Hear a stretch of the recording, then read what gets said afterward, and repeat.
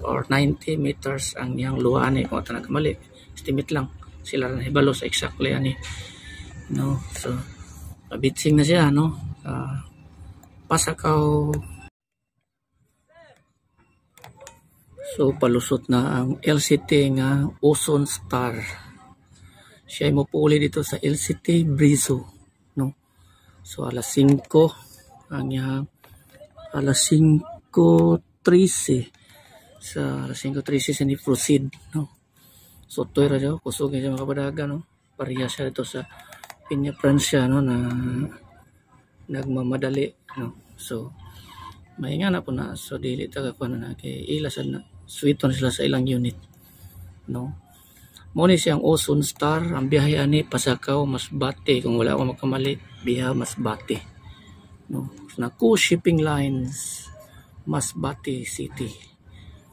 So Ozone Star, no? Shout out din sa inyo taga Ozone Star, no? Balik na naman kayo digit. So yan, no? So makakuha tag mga idea sa mga maneuvering ni mga LCT, mga cargos, fishing boat, passenger. So sa mga ganitong sistema ng mga video, so malay mo masaag ta po, masakay ta po sa bani, nanatay mga source, no, na pagkuhaan, no, mga idea kung giunsa nila pagpadunggo. So shout out sa inyo diyan, no, sa Ozone Star, LCT Ozone Star ng shipping lines Masbate, no? So Masbate. So lahat ng sister company ang LCT Mubo, Pio, ano ba yun, sino ba yun, Mubo, Katayngan, no? Ano pa itong mga pangalan silang kuwan, mga kaubang barko, no? So muna siya ang Ozone Star. So shout out, so dali na siya, hapit na siya mabim din sa may seawall sa Peaceport. So maayos siya mo pa ako, no? Tuyok na siya daan. So ingani ang sistema sa pagpadunggo sa mga LCT. So sweeto na sila daan, no? So kakawatag idea.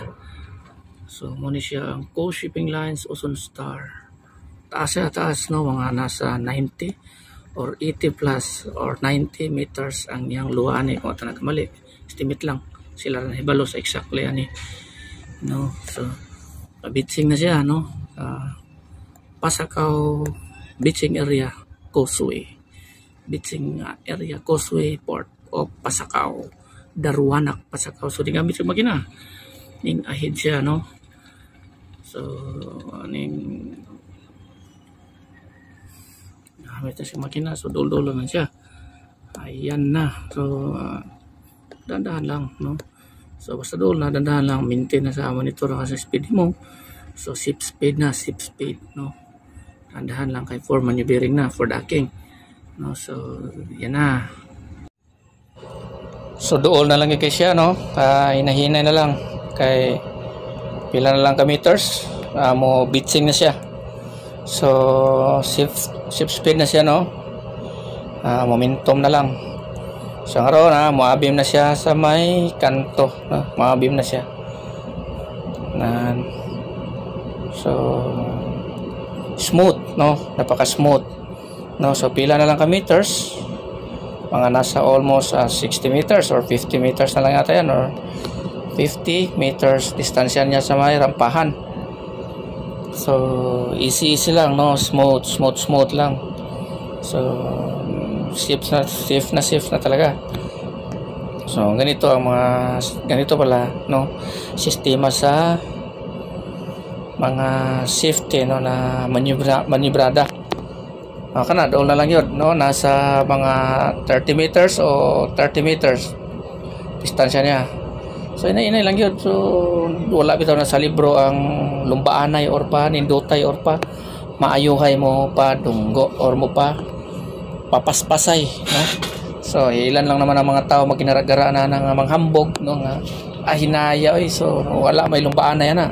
So ang ato is safety, no, safety. So na nakabutang gani diya dako kay nakabutang sa tong tubangan, no, na safety first, no. So kung nakabutang dia safety first niya, ikaw ready ka naman mag safety, so asang safety na tagalo na lang na siya kung wala naman safety first, di ba? So okay na yan, distansya niya nasa mga 10 meters decreasing or less, no? So yan, malapit na. doon lagi kay siya, no?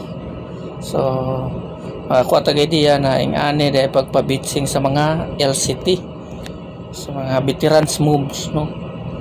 Sa mga veterans, yun na, so easy na kayo, no?